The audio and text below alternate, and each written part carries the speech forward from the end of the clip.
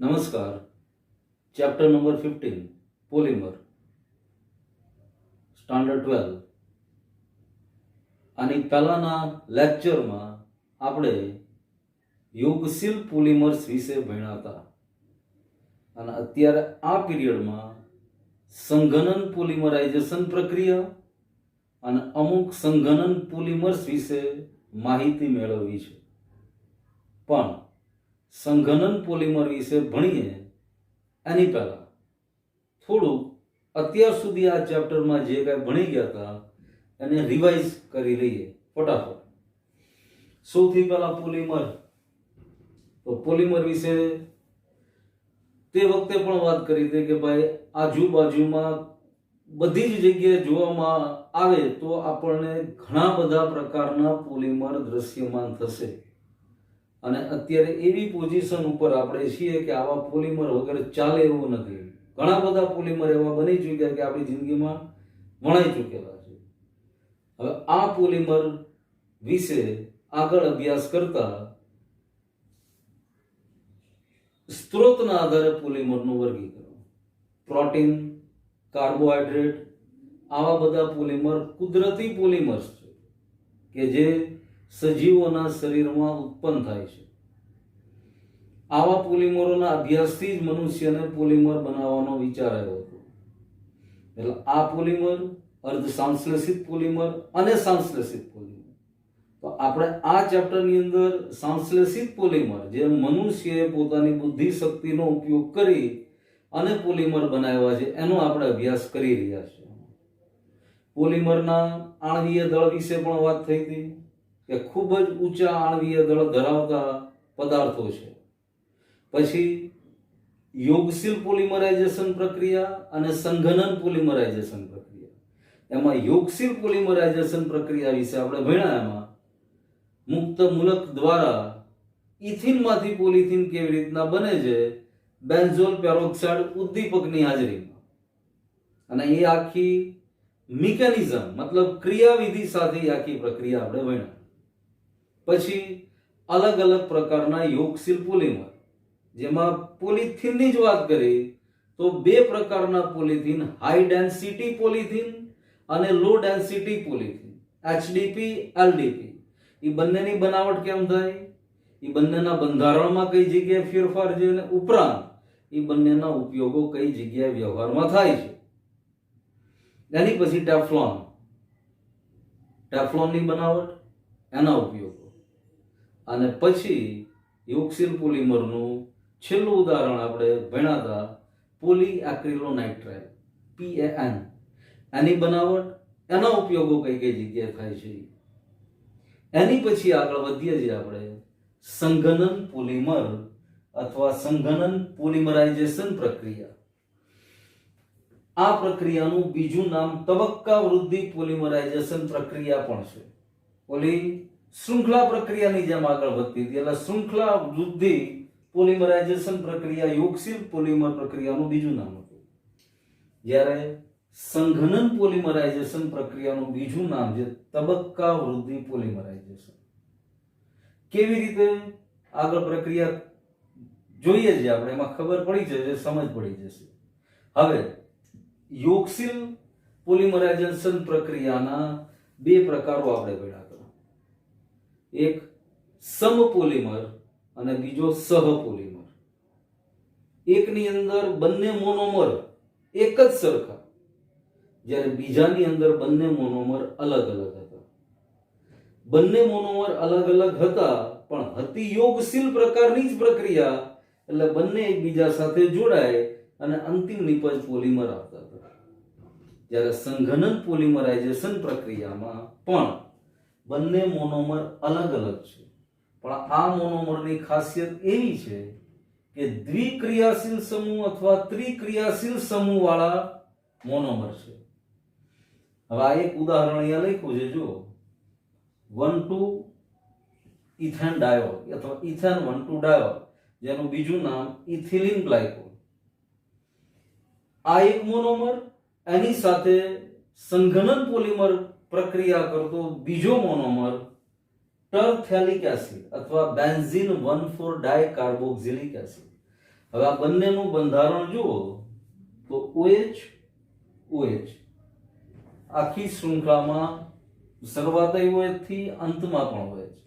ટર્થેલિક એસિડના બંધારણમાં જુઓ તો શરૂઆતમાં કાર્બોક્સિલિક એસિડ સમૂહ, છેલ્લે પણ કાર્બોક્સિલિક એસિડ. એટલે અહીંયા સ્ટેપ બાય સ્ટેપ તબક્કાઓ બનતા જશે. સેકન્ડ થિંગ, પોલિમરાઇઝેશન પ્રક્રિયાનો યોગશીલ પ્રકારનો પ્રકાર કે જેમાં પોલિમર જ માત્ર બને, બીજું કશું જ છૂટું ના પડે. ઉદ્દીપક વપરાયેલો તો ઉદ્દીપક પાછો મળી જવાનો છે. જ્યારે સંઘનન પોલિમરાઇઝેશન પ્રક્રિયાની અંદર પોલિમર પ્રાપ્ત થયા ઉપરાંત H2O, મિથેનોલ, HCl, એમોનિયા વગેરે જેવા બીજા પદાર્થો પણ છૂટા પડે. આવી પ્રક્રિયા સંઘનન પોલિમરાઇઝેશન પ્રક્રિયા તરીકે ઓળખાય. આ જ આખી પ્રક્રિયા સમજીએ, પણ એની પહેલા સેજ અહીંયા હું લખી નાખું H2O, CH3OH, HCl, NH3 વગેરે આવા પદાર્થો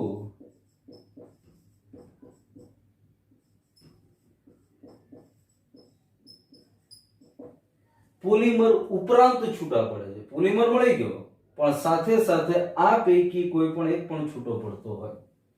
દાખલા તરીકે ઇથેન 1,2-ડાયોલ ઇથિલિન ગ્લાયકોલની પ્રક્રિયા બેન્ઝીન 1,4 ડાયકાર્બોક્સિલિક એસિડ આની સાથે થાય છે.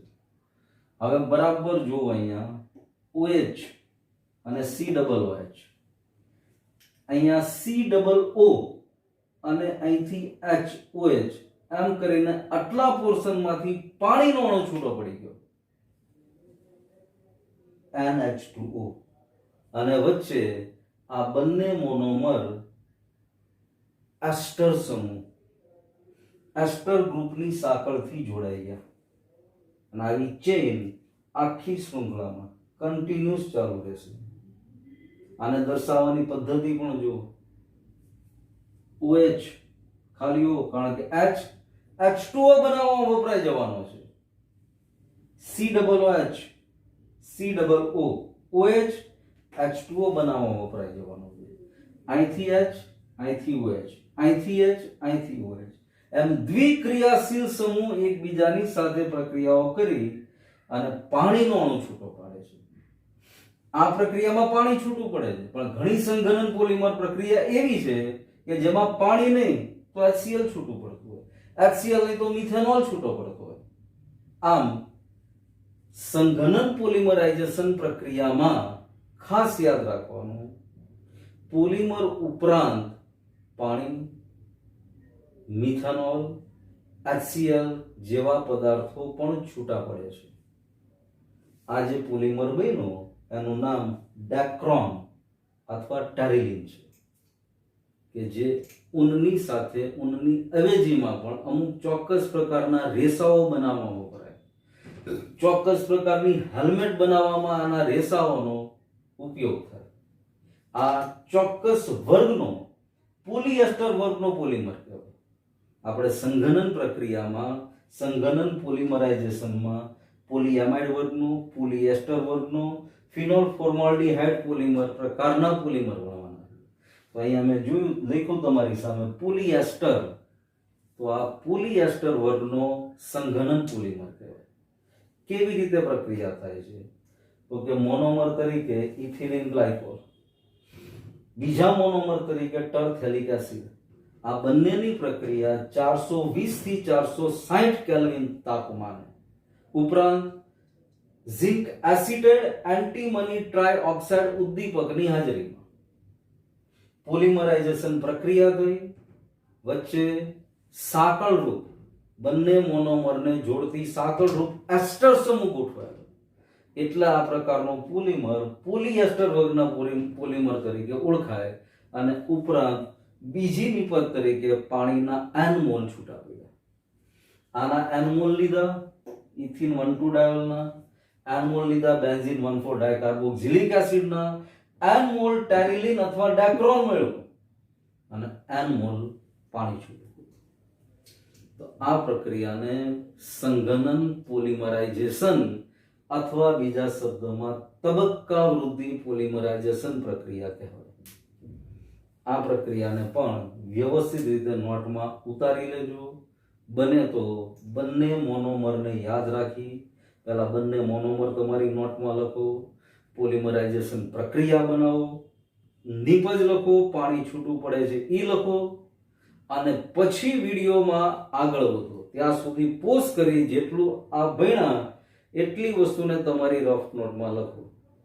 કેમેસ્ટ્રી વિષય સતત લખીને પાકો કરવાનો વિષય છે. આ વાંચીને સીધું યાદ નહીં રહે.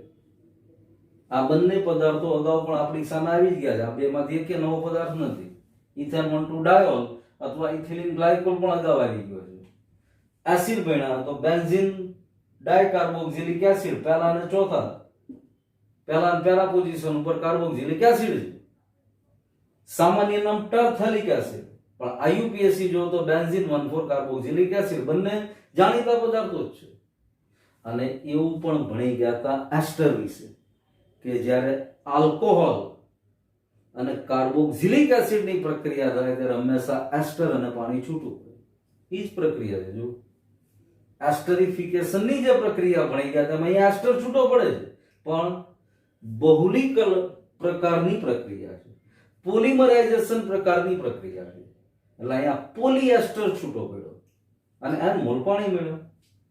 એટલે એકદમ અગાઉ ભણી ગયા એવી સરળ પ્રક્રિયા જ છે આપણી સામે, પણ પદ્ધતિ પોલિમરાઇઝેશન નહીં લાગી એટલા માટે પોલિએસ્ટર બન્યો.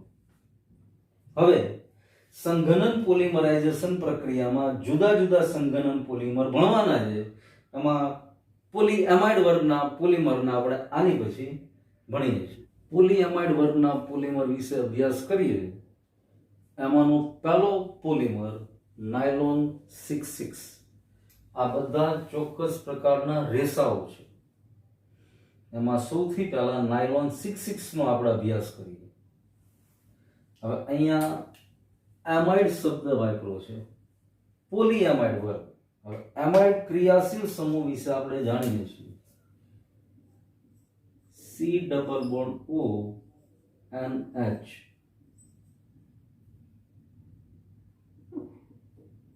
આ એમાઇડ ક્રિયાશીલ સમૂહ થઈ ગયો. CONH. આની પહેલા ભણ્યા પોલિએસ્ટર, તો C ડબલ બોન્ડ O અને ઓક્સિજન COO એસ્ટર ક્રિયાશીલ સમૂહ હતો. એમ અહીંયા એમાઇડ ક્રિયાશીલ સમૂહ છે. તો અહીંયા શૃંખલા એમાઇડ વર્ગની બનતી જશે. એટલા માટે આ બધા પોલિમર પોલીએમાઇડ વર્ગના પોલિમર છે. હવે સૌથી પહેલા પહેલો મોનોમર હેક્સામિથિલિન ડાયમાઇન, જેના n મોલ લેવામાં આવે છે. તો n મોલ ઓફ હેક્સામિથિલિન ડાયમાઇન. બીજો મોનોમર એડિપિક એસિડ, જેના પણ n મોલ. હવે હેક્સામિથિલિન ડાયમાઇનમાં પણ તમે જો દ્વિક્રિયાશીલ બંને બાજુ એમાઇન NH2 એક્ટિવ છે. એડિપિક એસિડમાં બંને બાજુ કાર્બોક્સિલિક એસિડ COOH. પોલિએસ્ટર હમણાં ભણ્યા નથી. પોલિએસ્ટરમાં બે બાજુ કાર્બોક્સિલિક એસિડ જ હતો ને બીજો મોનોમર આપણો ઇથિલિન ગ્લાયકોલ હતો. બે બાજુ OH સમૂહ.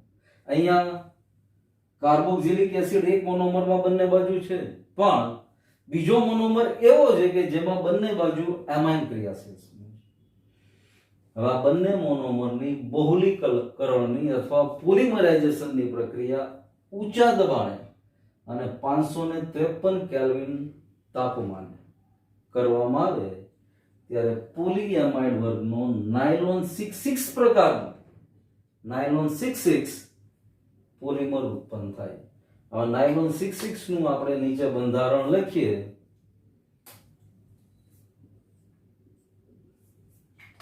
સૌથી પહેલા NH2, એમાંથી એક હાઇડ્રોજન છૂટો પડતો હોય NH, CH2 6 as it is, એમાં કોઈ ફેરફાર નથી થવાનો. NH2 એમાંથી NH એક હાઇડ્રોજન NH2 માંથી છૂટો પડશે અને કાર્બોક્સિલિક એસિડમાં COOH માંથી OH છૂટો પડશે, એટલે અહીંયા બચશે C ડબલ બોન્ડ O અને પછીનું CH2 as it is અને COOH છેવાડાના હાઇડ્રોજન માંથી એક H, અહીંથી OH એટલે C ડબલ બોન્ડ O અને આખી શૃંખલાની ચેઇન દર્શાવવા માટે અહીંયા N પ્લસ સંઘનન પોલિમરાઇઝેશન પ્રકારની પ્રક્રિયા છે, એટલે પાણી અથવા HCl અથવા મિથેનોલ છૂટા પડતા હોય, આ પ્રક્રિયામાં પાણી છૂટું પડે NH2O. હવે ફરી એકવાર બરાબર પ્રક્રિયા જો, NH2 માના એમાઇન માંથી એક હાઇડ્રોજન COOH કાર્બોક્સિલિક એસિડ માંથી હાઇડ્રોક્સિલ OH પાણી છૂટું પડી ગયું, એટલે શરૂઆતથી NH થી અંત આવ્યો COO માં. અંત એટલે શૃંખલા આગળ વધે છે ત્યાંથી, અને આ જ વસ્તુ એના વચ્ચેના ભાગમાં, કારણ કે દ્વિક્રિયાશીલ સમૂહ વાળા મોનોમર છે, વચ્ચે NH2 માંથી એક હાઇડ્રોજન દૂર થશે, કાર્બોક્સિલિક એસિડ માંથી OH દૂર થઈ H ની સાથે પાણી બનાવી નાખશે, એટલે COO. બરાબર માર્ક કરો, આ પોલીએમાઇડ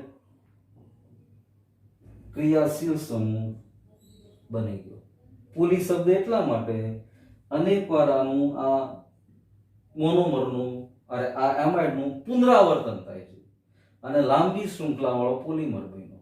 ખાલી CONH એક જ વાર હોય તો એમાઇડ, અહીંયા લખ્યું એમ, પણ અહીંયા એમાઇડ શૃંખલા NHCH NHCO NHCO NHCO એમ અનેક વાર પુનરાવર્તિત થાય છે, એટલા માટે આ પોલીએમાઇડ વર્ગનો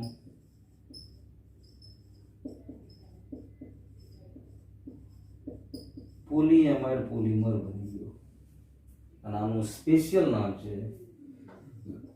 નાયલોન 66. હવે શા માટે નાયલોન 66? તો પહેલો મોનોમર જો હેક્સામિથિલિન ડાયમાઇન, નંબર ઓફ કાર્બન જોવામાં કાર્બનના પરમાણુની સંખ્યા 6 છે, 6 વાર મિથિલિન આવે છે એટલે 6 કાર્બન છે. બાકી NH2 એમાઇન છે, એમાં એક કાર્બન નથી.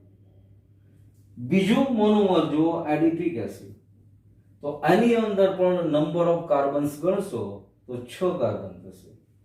4 CH2 માના 4 કાર્બન, કાર્બોક્સિલિક એસિડ 2 છે તો 4 ને 2 6, એટલા માટે આ સંયોજન નાયલોન 66 તરીકે ઓળખાય છે.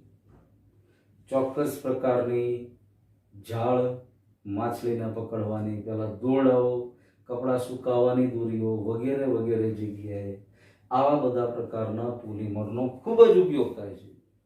આપણી બુકમાં અમુક ઉપયોગો આપ્યા છે, પણ એની સિવાય પણ ઘણી બધી જગ્યાએ આવા બધા પોલિમરના ઉપયોગ થતા હોય છે.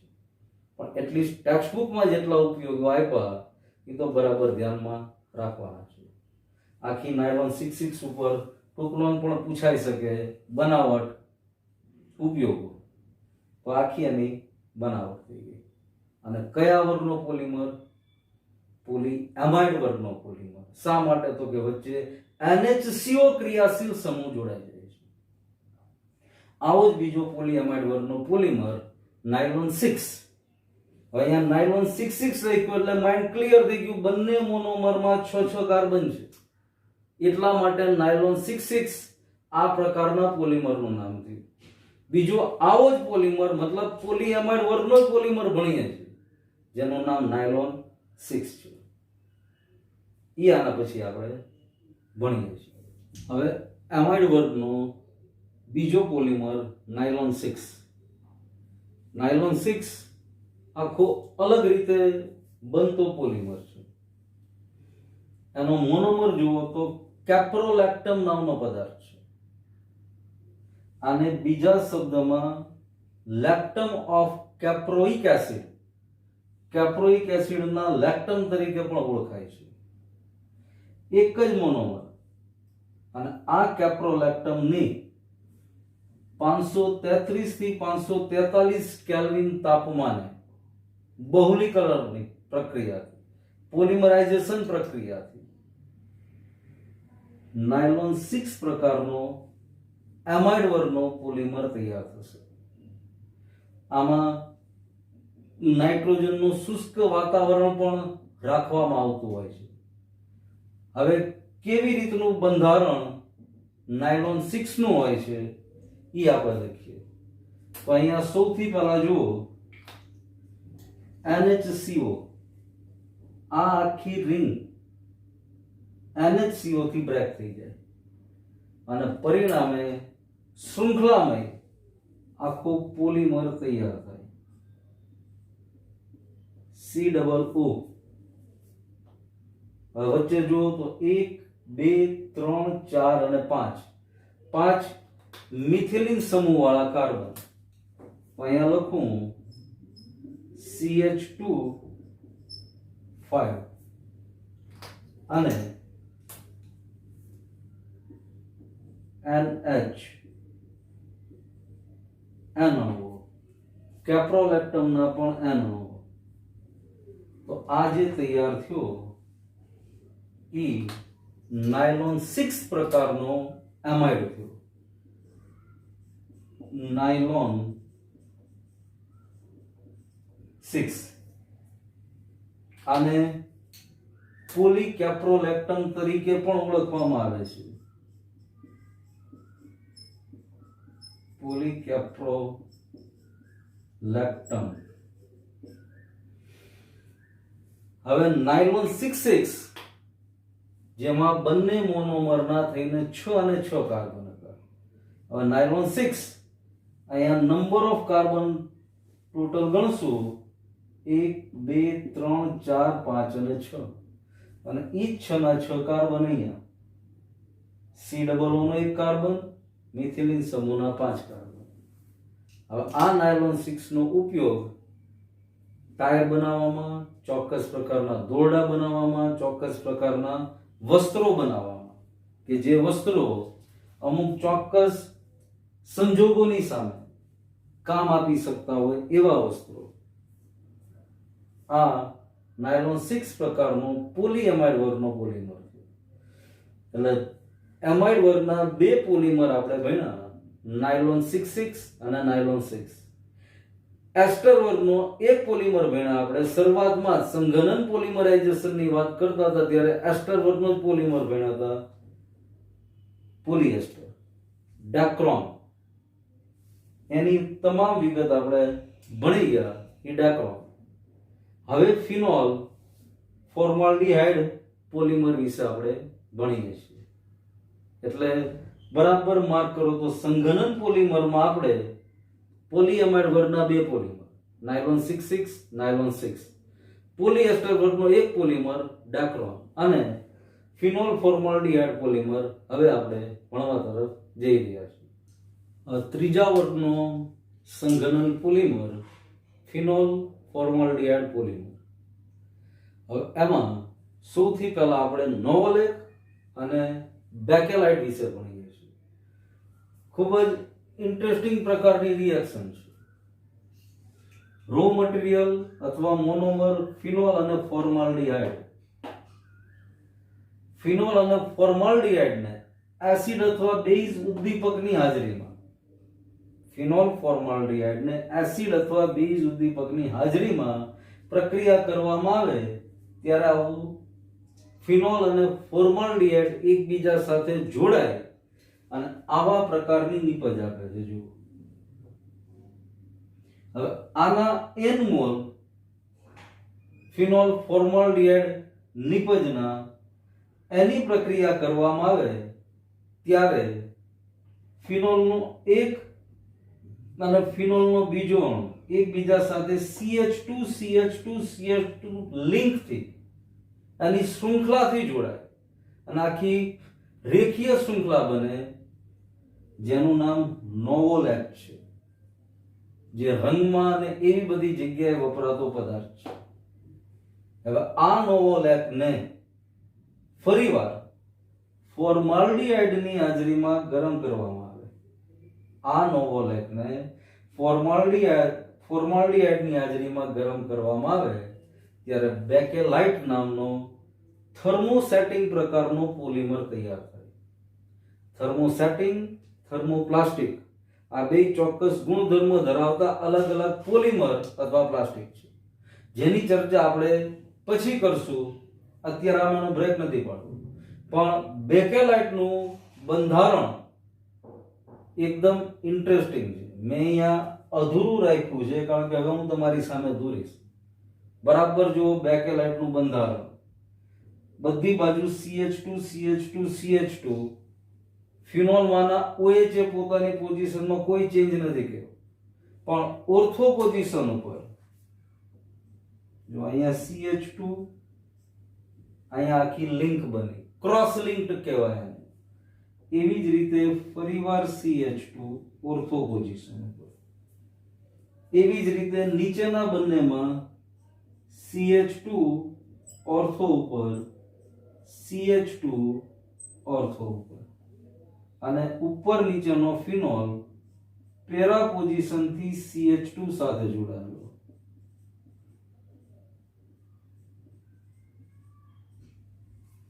મસ્ત ડિઝાઇન લાગે જો, દોરવાની મજા આવે અને સાચી દોરાઈ જાય એટલે આપણી જાત ઉપર પ્રાઉડ થાય, ના ભાઈ આ સરસ મને દોરતા આવડી ગયું.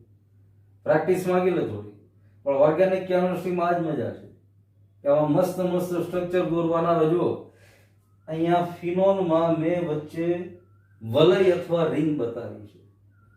ટેક્સ્ટબુકની અંદર single bond, double bond, single bond, double bond બેન્ઝીનનું બંધારણ આપણે જે રીતે ભણ્યા, એકાંતરે સિંગલ, એકાંતરે double, alternate single, alternate double, એમ કરીને પણ દોરી શકો છો. એટલે આ બેકેલાઇટ પ્રકારનું પોલિમર તૈયાર થયું. અને આ બેકેલાઇટ થર્મોસેટિંગ પ્રકારનું પોલિમર છે.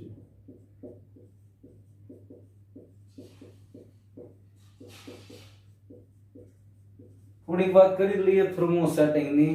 આવા પ્રકારના પોલિમરને ગરમ કરો તો નરમ ન બને. આને બીજા એક ઘાટમાં ફેરવી ન શકાય. એકદમ કડક પ્રકારના પોલિમર બની જાય. દાખલા તરીકે સ્વિચ બોર્ડની સ્વિચીસ, કાસ્કા જે વપરાય માથું ઓળવા માટે, જે પ્રકારના પ્લાસ્ટિક છે એ આવા પોલિમરમાંથી બનાવવામાં આવતા હોય છે. એટલે આને થર્મોસેટિંગ પ્રકારનો પોલિમર કહેવાય. હજી એકવાર આખી રિએક્શન સમજીએ. ફિનોલ ફોર્માલ્ડિહાઇડ પ્રકારના પોલિમર છે. એટલે સ્વાભાવિક ફિનોલ અને ફોર્માલ્ડિહાઇડ બંને પ્રક્રિયા થઈ ગયા. આના વચ્ચે પ્રક્રિયા થઈ અને આવી મિશ્ર નિપજ મળે છે. એમાંથી ફિનોલ ફોર્માલ્ડિહાઇડ લઈ અને એને પ્રક્રિયા કરી નોવોલેક બનાવવામાં આવે છે. આ નોવોલેક રેખીય બંધારણ ધરાવે છે અને નોવોલેકની પ્રક્રિયા ફરીવાર ફોર્માલ્ડિહાઇડ સાથે, HCHO સાથે ગરમ કરીને કરવામાં આવે એટલે બેકેલાઇટ બને. આખું લિંક પ્રકારનું સ્ટ્રક્ચર તૈયાર થાય, જે બેકેલાઇટ પ્લાસ્ટિક તરીકે ઓળખાય છે. અને આ પ્લાસ્ટિક થર્મોસેટિંગ પ્રકારનો પોલિમર છે. થર્મોસેટિંગ પ્રકારનો પોલિમર એટલે ફરીવાર રિવાઇઝ કરી દઈએ કે આવા પ્રકારના પોલિમરને ગરમ કરતા નરમ નથી બનતા. એકવાર ઘાટ અપાઈ ગયા પછી બીજી રીતનો ઘાટમાં લાવવા આવા પદાર્થો બહુ મુશ્કેલ હોય છે. આ ફિનોલ ફોર્માલ્ડિહાઇડ પ્રકારનો પોલિમર છે. બેકેલાઇટ, નોવોલેક. નોવોલેક પહેલા બને અને નોવોલેકમાંથી પછી બેકેલાઇટ બનાવવામાં આવે. આ બેકેલાઇટનું સ્ટ્રક્ચર છે. આખી લિંક CH2 CH2 CH2 થી જ જોડાયેલી છે. ફિનોલે પોતાની પોઝિશનનો OH પણ એઝ ઇટ ઇઝ રહેવા દીધો છે. ખાલી ઓર્થો અને પેરા પોઝિશન ઉપર CH2 CH2 CH2 જોડાતું ગયું છે. તો આ બેકેલાઇટ નોવોલેકમાંથી બન્યું. હવે સંઘનન પોલિમર વર્ગનો છેલ્લો પોલિમર આપણે ભણીએ છીએ મેલામાઇન. હવે સંઘનન પ્રકારનો છેલ્લો પોલિમર આપણો મેલામાઇન ફોર્માલ્ડિહાઇડ પોલિમર. હવે મેલામાઇન ફોર્માલ્ડિહાઇડ પોલિમર આની પહેલા ફિનોલ ફોર્માલ્ડિહાઇડ પોલિમર ભણ્યા. એમ અહીંયા જે પહેલો પદાર્થ લેવામાં આવે છે એ મેલામાઇન નામ છે. આ મેલામાઇનનું સ્ટ્રક્ચરલ ફોર્મ્યુલા છે અને સ્ટ્રક્ચરલ ફોર્મ્યુલા બરાબર જો 3 nitrogen, double bond, single bond, nitrogen, double bond, para position ઉપર NH2, NH2, NH2, 2, 4, 6, 2, 4 અને 6 નંબરના કાર્બન ઉપર બધે NH2 અને નાઇટ્રોજનના 3 વચ્ચે વલયની અંદર પરમાણુ. આ મેલામાઇનની પ્રક્રિયા સૌથી પહેલા ફોર્માલ્ડિહાઇડ સાથે કરવામાં આવે, પરિણામે મધ્યવર્તી નિપજ મળે. આને ફિનોલ મેલામાઇન ફોર્માલ્ડિહાઇડ રેઝિન તરીકે પણ ઓળખવામાં આવે છે. એટલે આ મધ્યવર્તી રેઝિન બન્યું. આ આખી યોગશીલ પ્રકારની પ્રક્રિયા થઈ. બરાબર જુઓ, અહીંયા આગળ NH2 જે ઓર્થો પોઝિશન ઉપર છે એ NH2 સાથે સીધો ફોર્માલ્ડિહાઇડ જોડાઈ ગયો. એટલે અહીંયા NHCH2OH આ પ્રકારનું બંધારણ બની ગયું. હવે આની પોલિમરાઇઝેશન પ્રક્રિયા મધ્યવર્તી રેઝિનની પોલિમરાઇઝેશન પ્રક્રિયાથી જે પોલિમર બને છે અથવા રેઝિન બને છે એ મેલામાઇન તરીકે ઓળખાય છે. અને અહીંયા બરાબર જુઓ, CH2OH માંથી એક OH અને બધા જ NH2 સમૂહમાંથી એક હાઇડ્રોજન, એમ કરીને H2O દૂર થતા જાય અને પરિણામે મેલામાઇન પોલિમર બને. આનું સ્ટ્રક્ચર પણ ઇન્ટરેસ્ટિંગ છે. આ મેલામાઇન પ્રકારનો પોલિમર ક્રોકરીઓમાં કે જે ન તૂટી શકે એવી ક્રોકરીઓ બનાવવામાં થાય છે. લાગે કાચ જેવો, ખરેખર કાચ નથી. કાચની વસ્તુ ઉપરથી નીચે પડે તરત જ તૂટી જાય. જ્યારે આ ક્રોકરી પ્લાસ્ટિક છે, પોલિમર છે, ઉપરથી નીચે પડે તો પણ તૂટશે નહીં, દેખાવમાં સરસ લાગશે. એટલે આવા પ્રકારની ક્રોકરીઓ બનાવવામાં મેલામાઇનનો ઉપયોગ થાય છે. તો અહીંયા સંઘનન પ્રકારના 4 પ્રકારના પોલિમર બન્યા. પહેલો પોલીએમાઇડ વર્ગનો, જેમાં 2 પોલિમર, નાયલોન 6, નાયલોન 6,6. પોલિએસ્ટર વર્ગનો, ડાક્રોન. ત્રીજો ફિનોલ ફોર્માલ્ડિહાઇડ રેઝિન અથવા ફિનોલ ફોર્માલ્ડિહાઇડ પોલિમર, જેમાં નોવલ એક પહેલા બનાવ્યો અને નોવલ એકમાંથી આપણો બેકેલાઇટ બન્યો. બેકેલાઇટ થર્મોસેટિંગ પ્રકારનું પ્લાસ્ટિક હતું. અને ચોથો પ્રકાર ફિનોલ ફોર્માલ્ડિહાઇડ ની જેમ જ ફિનોલની બદલે શબ્દ લાગ્યો મેલામાઇન ફોર્માલ્ડિહાઇડ પોલિમર અથવા રેઝિન, જેનાથી બન્યો મેલામાઇન પોલિમર. આ મેલામાઇન શબ્દ પરથી આ પોલિમરનું નામ પણ મેલામાઇન પોલિમર જ રાખવામાં આવ્યું. એમ આ આખા વિડીયોની અંદર આપણે માત્ર સંઘનન પ્રકારના પોલિમરાઇઝેશન વિશે જ અભ્યાસ કર્યો અને સંઘનન પોલિમર ભણ્યા. આની પહેલા યોગશીલ પોલિમર્સ ભણ્યા હતા. એટલે યોગશીલ પ્રકારના પોલિમર અને સંઘનન પ્રકારના પોલિમર અને એની પોલિમરાઇઝેશન પ્રક્રિયાઓ, આટલું બરાબર આની પછીનો આપણો લેક્ચર ભણીએ એની પહેલા બરાબર પાકું કરી લેવાનું અને સેલ્ફ ટેસ્ટ પણ આપી દેવાની. રોજે રોજ જે કાંઈ ભણાતું જાય એની સેલ્ફ ટેસ્ટ આપણે ઘરે આપતા જ રહેવાની. તો આ સહેલાઈથી પાકું થઈ જશે. આનું સ્ટ્રક્ચર એટલું ઝડપથી કે સહેલાઈથી દોરતા નહીં આવડે, આની પ્રેક્ટિસ કરવી પડશે. એટલે આની થોડીક પ્રેક્ટિસ કરશો તો આ બધા બંધારણ પણ સહેલાઈથી દોરી શકાય છે. હવે આની પછીના લેક્ચરમાં પોલિમરાઇઝેશન ચેપ્ટરમાં આગળ ભણીશું. Thank you.